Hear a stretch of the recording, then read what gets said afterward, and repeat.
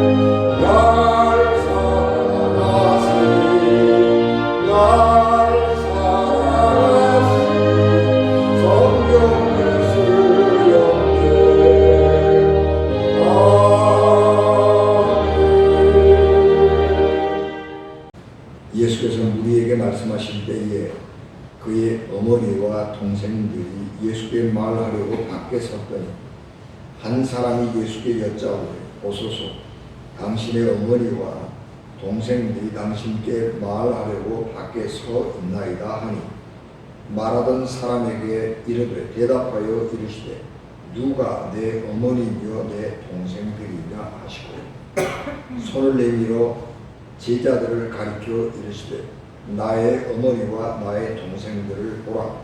누구든지 하늘에 계신 내 아버지의 뜻대로 하는 자가 내 형제요 자매요 어머니이니라 하시더라. 아멘. 기도하겠습니다. 은혜가 충만하신 아버지 하나님, 빌려간 종을 긍휼히 여기시고 은혜 위에 은혜를 더하여 주시옵소서. 예수님 이름으로 기도하옵나이다. 아멘. 인간은 사회적 동물이라고 말합니다. 인간이나 동물이나 집단을 이루고 사는 것은 그렇게 사는 것이 훨씬 더 안전하고 효율적이기 때문입니다. 특히 인간에게 이 집단이라고 하는 것은 굉장히 중요하죠. 인간은 신체적으로 약점을 많이 가지고 있는 존재여서 자신을 보호할 만한 수단을 많이 가지고 있지 못합니다. 그래서 인간이 집단적으로 모여서 생활을 하게 되면 훨씬 안전하고 또 생산적인 활동을 하기가 유리하기 때문에 인간은 모여서 집단 생활을 하게 된 것입니다. 지금은 사회 제도가 많이 발달해 있고 우리의 삶이 굉장히 안전해졌기 때문에 집단을 이루지 않고 혼자 살아도 부족함이 없다. 그런 생각들을 많이 하죠. 혼자 살아도 전자기기들이 너무 많이 발달해 있기 때문에 별로 그렇게 시간이 지루하거나 힘든 시간들을 보내지 않아도 됩니다. 그래서 혼자 사는 게 부족함이 없다. 그래서 혼자 살아가지만 혼자 산다고 하는 것은 굉장히 비효율적이고 비생산적인 것입니다. 그래서 어떻든지 간에 인간은 사람들이 많이 모여서 관계를 맺고 살아가는 것이 효율적이다 하는 것입니다. 그런데 함께 모여서 살면 모여서 사는 것에 유익함이 많이 있는데 또 모여서 살기 때문에 경험해야 되는 겪어야 되는 아픔들도 굉장히 많이 있습니다. 불편함도 많이 있죠. 그래서 실존주의 철학자 사르트르는 타인은 지옥이다 그렇게 말했어요. 굉장한 말이죠.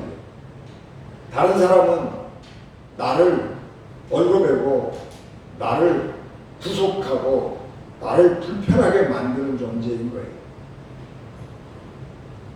그래서 타인은 지옥이다라고 하는 이 사르트르의 말은 더불어 살아가는 것이 얼마나 힘든가 그런 것들을 역설적으로 또 말해주고 있기도 합니다.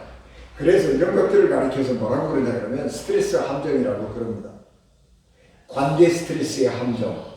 이게 이제 요즘에는 심리학이 발달하니까 이런 말들을 많이 만들어내는데 우리가 누군가와 함께 산다고 하는 것은 굉장히 유익하기도 하지만은 동시에 엄청난 스트레스가 된다는 것입니다. 가족도 마찬가지입니다. 함께 사는 가족은 우리 삶의 든든한 후원자이지만 동시에 우리의 삶을 힘들게 하는 큰 짐이 되기도 합니다. 그래서 어떤 사람들은 혼자 살려고 그러지요. 같이 살아서 힘드니 혼자 살아서 편안한 게 좋지 않느냐. 그래서 혼자 삽니다. 그런데 여러분 놀라운 우리가 이 인간이라고 하는 게 참 오묘한 것은 뭐냐 그러면 우리 뇌는요 몸이 아플 때 느끼는 통증 부위하고 마음이 아플 때 느끼는 통증 부위하고가 같다는 거예요. 요즘에는 MRI 기법이 발달해가지고 인간의 뇌를 사진으로 찍잖아요. 그러면 몸이 아파서 고통당하는 사람들의 뇌를 찍고 마음이 아파서 고통당하는 사람들의 뇌를 찍어보면 그 뇌가 활성화되는 부위가 같은 거예요. 그래서 몸이 아픈 거나 마음이 아픈 거나 같은 거야. 그래서 몸이 아픈 것을 선택할 것이냐 마음이 아픈 것을 선택할 것이냐 이것은 각자 선택의 문제인데 우리가 정말 중요한 것은 몸도 안 아프고 마음도 안 아프고 그렇게 좋은 삶을 살아야 하지 않느냐라고 하는 것입니다. 행복에 대한 연구들 가운데서 가장 탁월한 연구는 1938년부터 하버드 대학에서 시작된 그랜트 연구라고 하는 것입니다. 이 그랜트 연구는 연구자의 이름을 따서 만든 것인데 1938년에 그랜트라고 하는 교수가 하버드 대학교 학생 200명, 2학년, 하버드 대학교 2학년 남학생 268명을 대상으로 연구를 시작을 했습니다. 그래서 그 사람들이 하버드 대학을 졸업한 사람들이 얼마나 행복한 삶을 살아가고 있는가 그래서 인간 발달 연구를 쭉 했습니다. 85년 넘게 관찰을 했습니다. 그리고 이 연구가 점점 발달해 오면서 연구 대상을 이렇게 확장을 했는데요.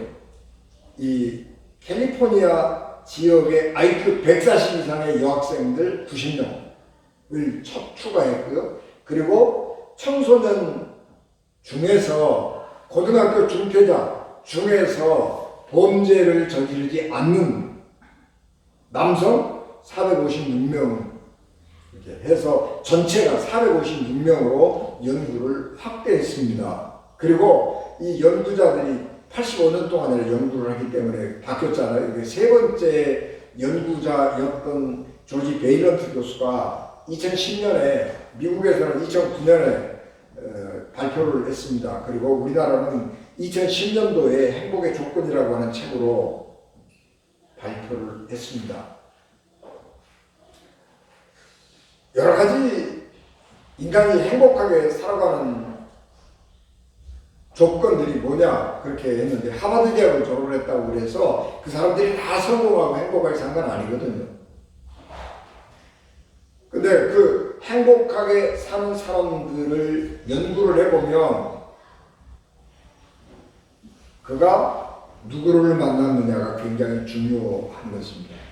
고등학교를 졸업하지 못한, 그럼에도 범죄의 길에 빠지지 않은 사람들, 이런 사람들을 보면 좋은 사람을 만난 것입니다. 좋은 선생님을 만났거나, 인생의 좋은 동반자를 만났거나, 좋은 배우자를 만났거나, 그렇게 했고요. 그리고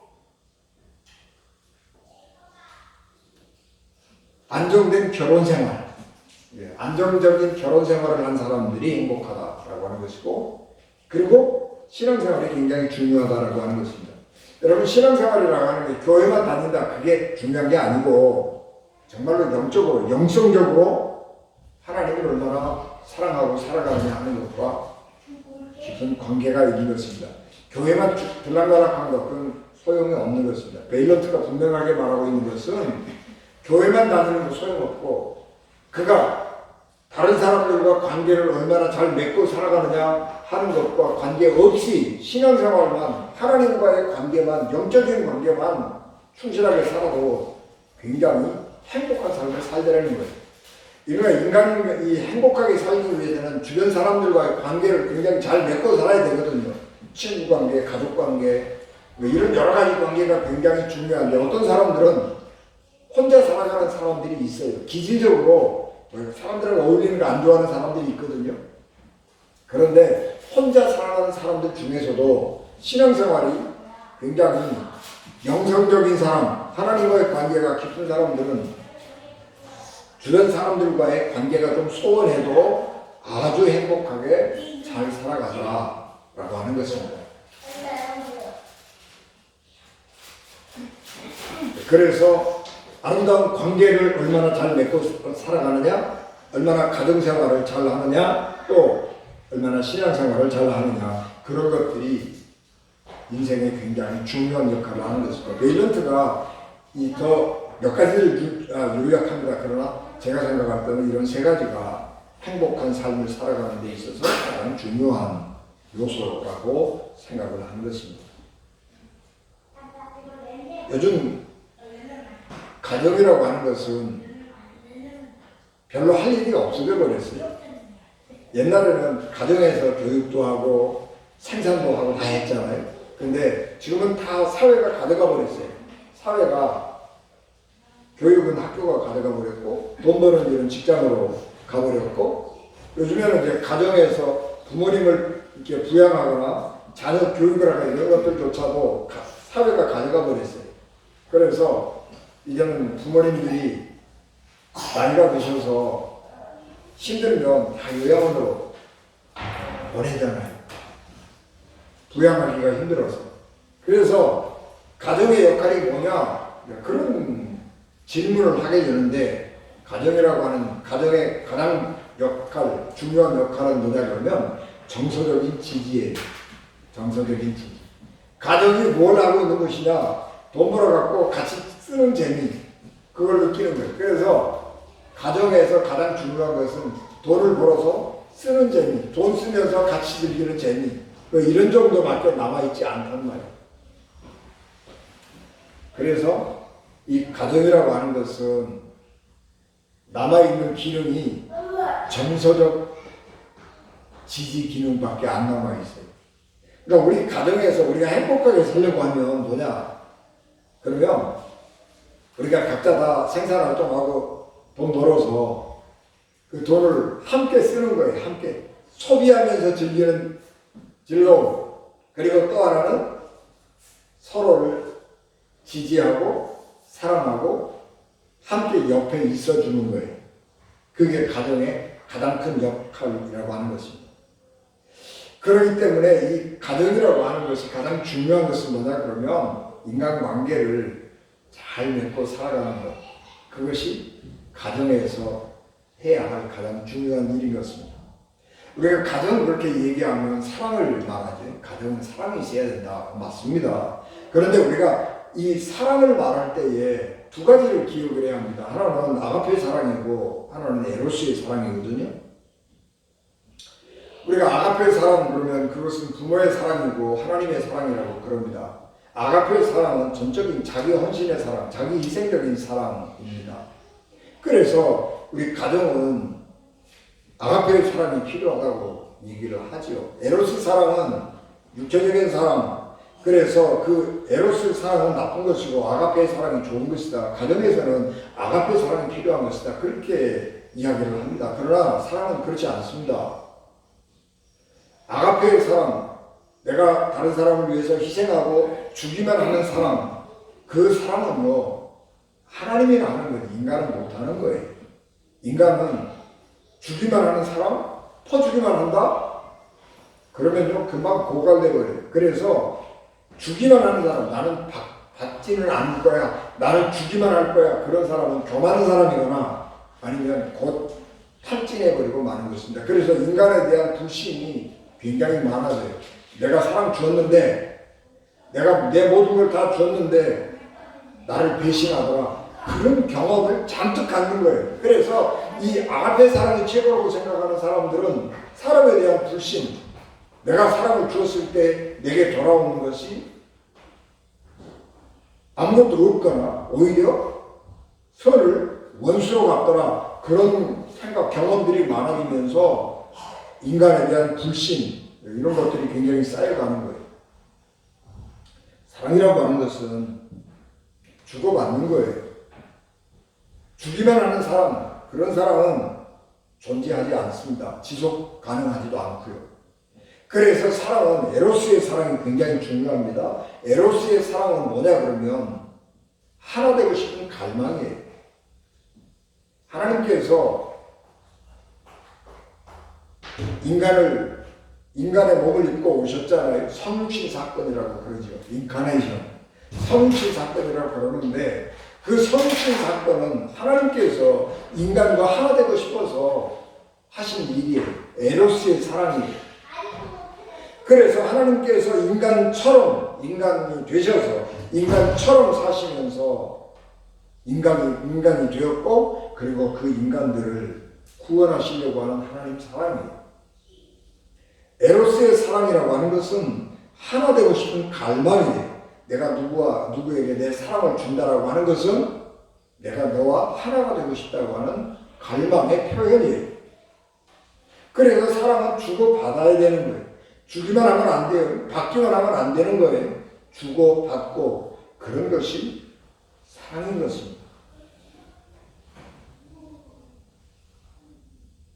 내가 어떤 사람을 사랑해서 내 모든 것을 주었는데 돌아오지 않는다, 혹은 사랑을 거절당했다, 그러면 그 사랑은 금방 끝나는 거예요. 사랑이 오래 지속되려면 주고받고, 그 관계가 주고받고가 잘 돼야 돼요.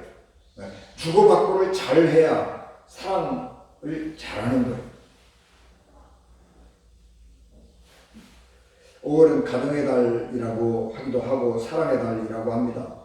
그런데 신문을 보면 5월에는 어린이날하고 어버이날 이렇게 같이 겹쳐 있잖아요. 그래서 지출이 많은 거예요. 어떤 사람은 특별하게 스승을 찾아가기도 하지만 스승을 찾아가는 사람은 별로 없고, 이 두 가지 가정, 어린이날하고 어버이날이 겹쳐 있어가지고 지출이 굉장히 많아요. 그래서 중년들이 힘들다, 그런 기사들을 쏟아내는 거예요. 여러분, 그렇게 의무적으로 지키는 기념일, 부담스러운 기념일, 그걸 안 지키는 게 낫지. 모든 것을 돈으로 해결하려고 하니까 그렇게 힘든 날이 되어버리고 마는 것입니다. 어린이날을 만들 때는 참 좋은 애였죠. 아해, 뭐 그렇게 옛날에는 그렇게 불렀잖아요. 근데 그것을 어린이, 어른이라고 하는 말처럼 어린이라고 하는 말로 만들고 우리가 어린이들을 아이들을 사람 취급 안 하고 그렇게 하대하지 말고 아이들을 존중하자. 아이들이 우리의 미래다. 그렇게 해서 어린이날을 만들었는데 이게 지금 잘못됐단 말이에요. 이 어린이날 되면 우리가 의뢰이 애들이 당당해졌어요. 선물 왜 안 주려고 조른단 말이에요. 그래서 선물 장난감이 좀 비싸요. 그래서 부담스러워요. 어버이날 됐는데 이게 찾아갈 수도 없고 안 찾아갈 수도 없고 가단히 피곤하고 힘들고 이게 고민스러워지는 이런 거 이렇게 부담스러운 것이라면 안 지키는 게 낫다. 부모님들에게 제일 좋은 선물이 현찰이라고 그러잖아요. 요새 집에 물건이 넘쳐나잖아요. 뭐 건강보조제, 하여튼 없는 게 없어요. 그러니까 현찰을 드리는 게 제일 실용적이죠. 근데 30대, 40대 돈 쓸 일이 얼마나 많아요. 준비해야 될 일들이 얼마나 많아요. 부담될 수밖에 없는 거죠. 그러니까 우리가 이런 명절을, 이런 기념일을 지키면서 돈으로 해결하려고 하는 거, 이거는 잘못된 기념일이죠. 정말 우리가 가정이 얼마나 소중한 것인지, 내게 사랑하는 사람이 있다고 하는 것이 얼마나 귀하고 감사한 일인지를 다시 돌이켜보자는 거죠. 이런 기념일 맞이하면서 우리가 잊어버리고 당연한 것인 줄 알고 살아왔던 것인데 내게 자녀가 있어서 내게 부모님이 아직도 살아있어서 얼마나 좋냐, 이거 한번 다시 되새기고 살아 넘어가자는 거죠. 이게 기념일의 의미이죠. 그런데 이 기념일이 짐이 되고 이 기념일이 부담이 되고 눈치가 보이는 절기가 되고 그러면 그 절기는 잘못된 것입니다. 그래서 우리가 중요한 것은 우리가 얼마나 내 옆에 사람이 있다고 하는 게 소중하냐라고 하는 것을 다시 생각해야 하는 것입니다. 예수님께서 복음을 전하실 때에 예수님의 가족들의 반응이 어떠했는지에 대한 기록은 별로 없습니다. 성경을 읽어보면 예수님의 어머니는 예수님을 후원하고 끝까지 예수님과 함께 동행했던 것을 볼 수 있습니다. 아주 헌신적으로 예수님을 도왔죠. 예수님의 첫 번째 제자는 예수님의 어머니였다, 그렇게 말하는 신학자들도 있습니다. 그런데 예수님의 동생들, 예수님의 형제, 예수님 맏아들이잖아요. 예수님의 동생들, 형제 자매들은 예수님이 그렇게 사역하시는 것에 대해서 탐탁하게 생각하지 않았고 그렇게 적극적으로 협조하지 않았습니다. 마가복음 3장 20절 21절에 보면 집에 들어가시니 우리가 다시 모임으로 식사할 겨를도 없는지라 예수의 친척들이 듣고 그를 붙들려 나오니 그가 미쳤다며. 이게 무슨 얘기냐 그러면 예수님이 얼마나 바쁘게 사냐 그러면 밥 먹을 틈도 없었어요. 사람들 도와주고 베풀어주고 거쳐주고 하느라고 밥 먹을 틈도 없었는데 돈 생기는 일이 아니잖아요. 그러니까 돈 생기는 일도 아닌데 저 쓰잘데기 없는 짓하고 헛된 짓하고 헛짓하고 돌아다니니까 사람들이 예수님 보고 미쳤다 그러거든요. 그러니까 동생들도 생각할 때 그런 거 같거든요. 우리 형 미쳤어요. 돈도 안 벌고 저거 쓰잘데기 없는 짓하고 저거 남 좋은이라고 돌아다니는 거 저거 미쳤어요. 그래서 사람들이 그런 말을 들을 때에 예수님을 잡으러 왔단 말이에요. 그러니까 예수님에 대해서 불신한 거죠.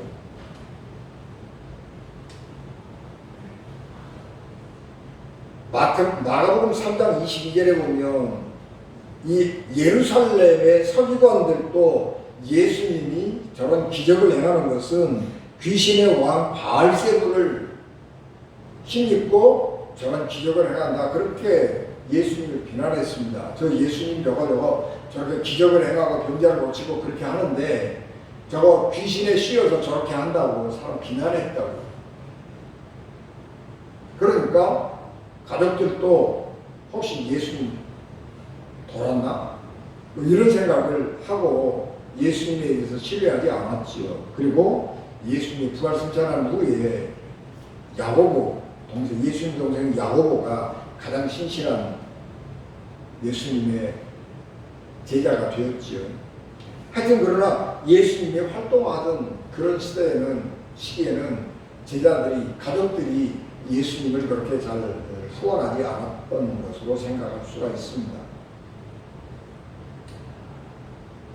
오늘 우리가 본독한 마태복음 12장은 예수님에 대한 이런 평가가 분명하게 갈리면서 대립하고 있는 거죠.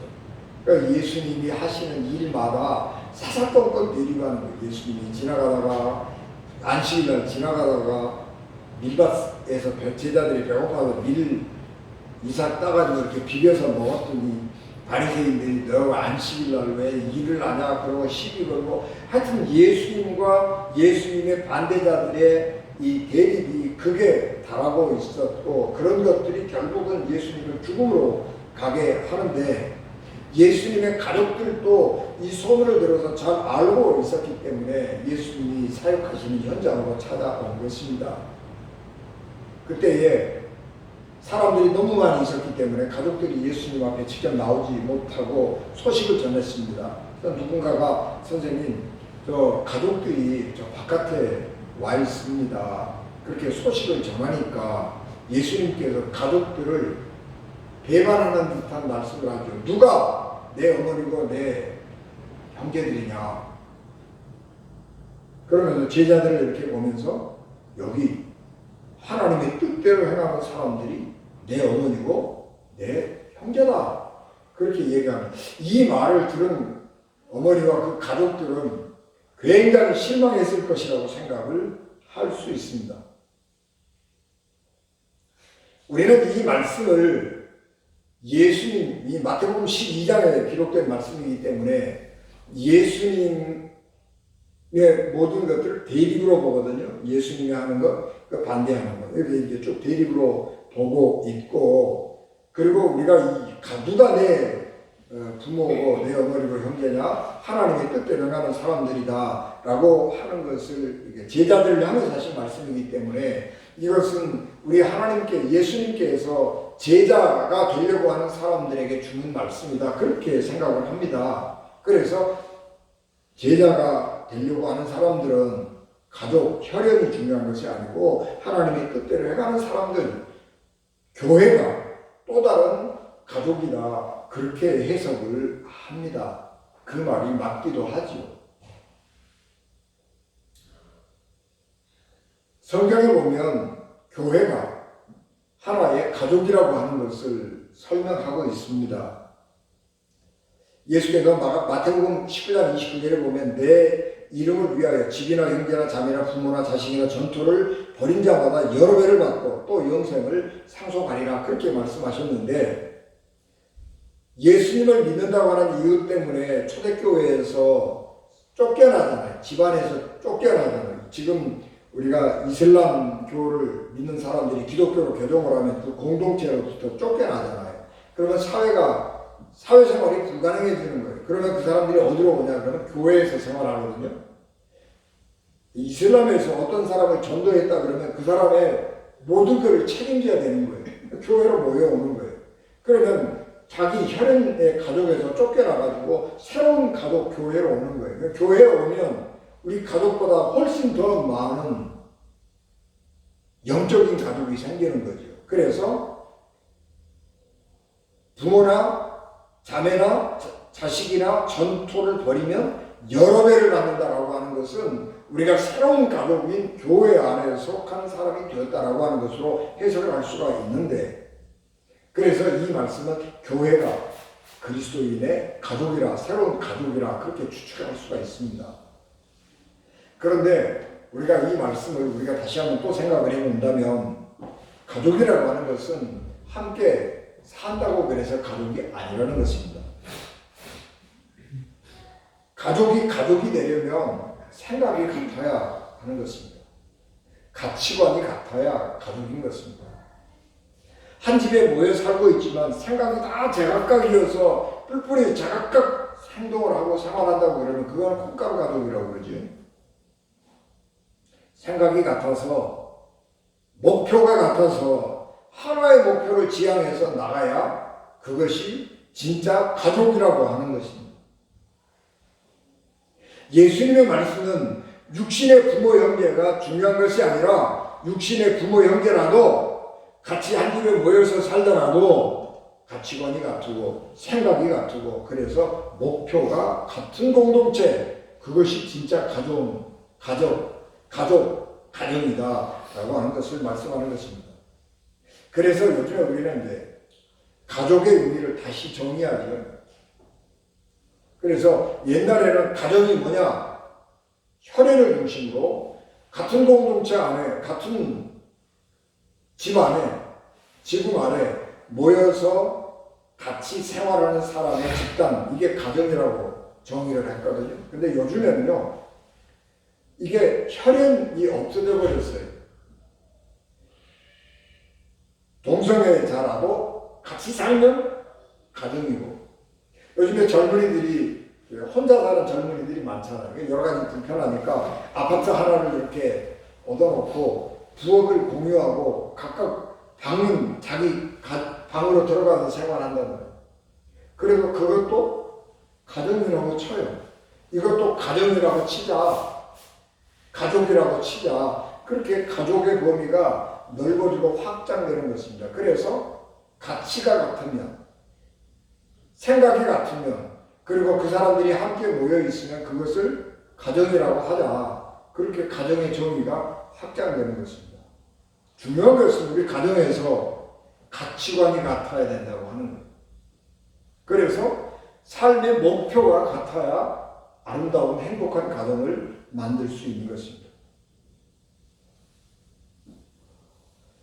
마태복음 7장 21절 23절에 보면 나더러 주여 주여 하는 자마다 천국에 다 들어갈 것이 아니요 다만 하늘에 계신 내 아버지의 뜻대로 행하는 자라야 들어가리라. 그날에 많은 사람이 나더러 이르되 주여 주여 우리가 주의 이름으로 선지자 노릇하며 주의 이름으로 귀신을 쫓아내며 주의 이름으로 많은 권능을 행하지 아니하였나이까 하리니 그때 내가 저희에게 밝히 말하되 내가 너희를 도무지 알지 못하니 불법을 행하는 자들아 내게서 떠나가라 하리라.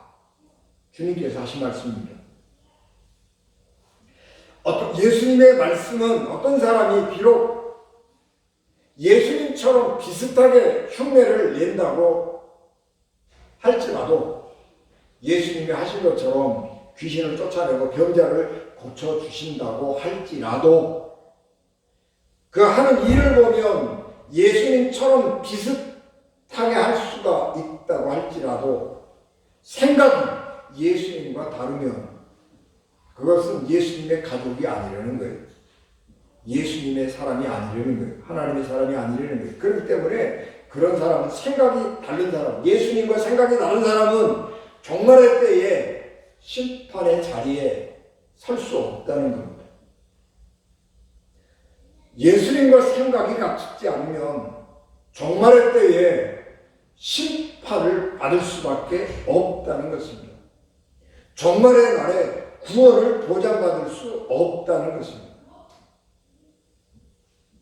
하나님의 사람이라면, 하나님 나라 백성이라면 행동이 아니라 삶이, 생각이, 가치가 같아야 한다는 말입니다. 여러분, 우리가 삶에서 가장 중요한 게 뭐냐? 행복이라고 말하죠. 우리 그리스도인들은 삶의 중요한 가치가 뭐냐? 그러면 거룩함이죠. 하나님을 닮은 거룩함인데 우리가 한 단계 낮추어서 우리 보통 사람들의 모든 열망은 뭐냐? 행복한 삶을 사는 거죠. 우리 그리스도인들도 행복한 삶이 우리 삶의 목표라고 생각을 한다면 어떻게 해야 행복한 삶을 살 것이냐라고 하는 것인데 행복한 삶을 살기 위해서는 두 가지가 필요합니다. 첫째는 함께 살기 위해서 사랑의 기술이 필요하고요. 두 번째는 가치관이 같아야 된다는 것입니다. 사람이 돈이 많다거나 사회적 지위가 높으면 행복한 삶을 살 수 있는 토대가 마련된 것입니다. 그거는 필요 조건이지 충분 조건이 아니란 말이에요. 우리가 행복하게 살아가는데 돈은 좀 필요해요. 돈이 너무 없으면 불편하고 힘들거든요. 그러니까 돈은 좀 필요합니다. 그러나 돈이 우리 행복이다 그런 건 아니죠. 우리가 행복한 삶을 살려면 사랑하는 기술이 필요한 거예요. 기술. 사랑은 기술이거든요. 내 마음을 어떻게 상대방에게 잘 전할 것이냐. 굉장한 기술입니다. 어떤 사람들은 내가 사랑하는 마음을 전하는데 상대방을 굉장히 불쾌하게 하면서 기분 나쁘게 하면서 전한다고요. 스토커들. 나쁜 사람들이잖아요. 그러니까 사랑이라고 하는 것은 어떻게 하면 상대방을 기분 나쁘지 않게 상대방이 아주 받아들이기 편하게 내 사랑을 전달할 것이냐 내 사랑을 전할 것이냐라고 하는 것이 굉장히 중요한 거예요. 사랑은 기술이에요. 그래서 사랑은 배워야 되는 거예요. 우리는 의식하지 못하지만 그것을 부모로부터 배우는 거예요. 근데 옛날 우리 부모들은요 사랑하는 방법을 알지 못했어요. 먹고 살기가 바빠가지고 사랑하는 방법을 알지 못했어요. 그래서 현진간에 운수 좋은 날 이런 단편소설 보면 남편이 일하러 나가면서 아파 누워있는 아내에게 욕하고 나가잖아요. 옛날에는 그것이 자기 마음을 표현하는 방법이었고 사랑하는 방법이었어요. 사랑을 표현하는 방법이었어요. 그런데 지금은 달라요. 우리가 먹고 살만해졌고요. 수준이 높아졌고요. 생각이 더 많아졌고요. 우리가 아는 게 더 많아졌어요. 그래서 사랑을 옛날처럼 표현하면 안 돼요. 부모로부터 내가 사랑하는 방법을 잘 배운 사람도 있지만 잘 못 배운 사람도 있어요.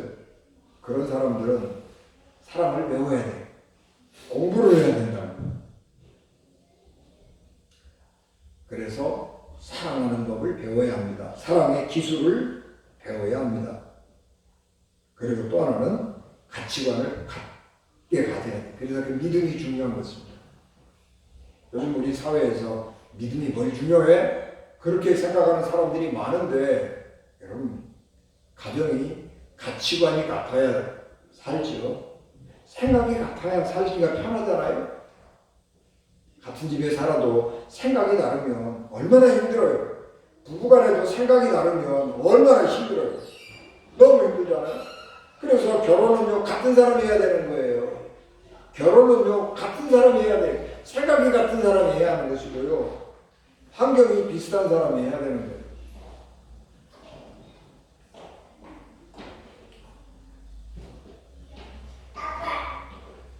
아무리 돈이 많아도 사회적 지위가 높아도 내가 성공했을 때 나와 함께 기쁨을 누려줄 사람이 없으면 그 성공이 무슨 의미가 있겠어요? 내가 돈이 너무 많아. 돈이 아무리 많아도 나와 함께 그 돈을 쓰면서 즐거움을 느낄 가족이 없다면 그게 무슨 의미가 있단 말이에요. 그건 삶은 행복하지 않는 거예요. 내가 아플 때 나와 함께 아파할 사람이 없다면 그 사람은 행복하지 못한 거죠. 여러분 가족이라고 하는 것은 내 곁에 가장 오랫동안 끝까지 남아있는 사람이에요.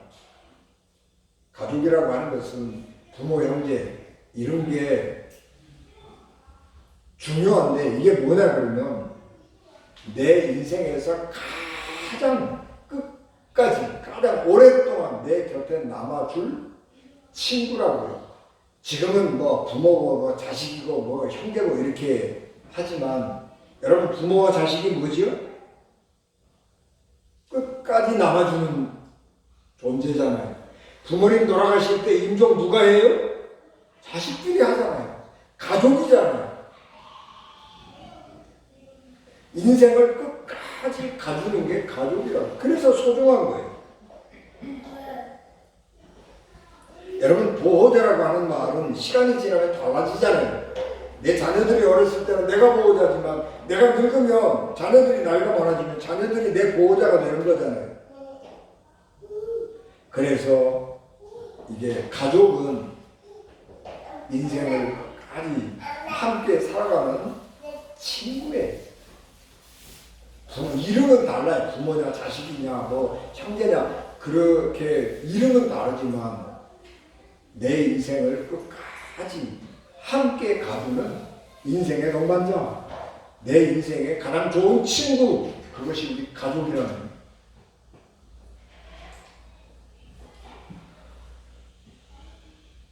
이제는 우리가 지금까지 혈연 한 집에서 한 부모 밑에서 태어난 사람들을 가족이라고 생각을 하고 살았다면 이제는 그런 개념을 바꾸어서 같은 생각, 같은 가치관을 가지고 같은 믿음을 가지고 같은 목표를 향해서 가면서 사랑하고 의지하고 살아가는 가족을 만들어야 합니다. 이걸 새로운 가족을 만들어야 되는 새로운 가족이. 옛날 가족은 혈연 중심으로 모인 가족이라고 하면 우리가 만들어 가야 할 새로운 가족은 가치관이 같고 목표가 같고 그러면서 서로 사랑할 줄 아는 사람들이 모인 그것이 가족입니다. 그래서 우리는 그리스도인들은 믿음 안에서 새로운 가족을, 새로운 가정을 만들어 가야 합니다. 사랑은 아까 말씀드린 것처럼 관념이 아니에요. 내가 너를 사랑한다. 말 안 해도 알아. 표현 안 해도 알아. 그게 아니에요. 표현해야 되는 거예요. 표현되지 않는 사랑은 사랑이 아니에요.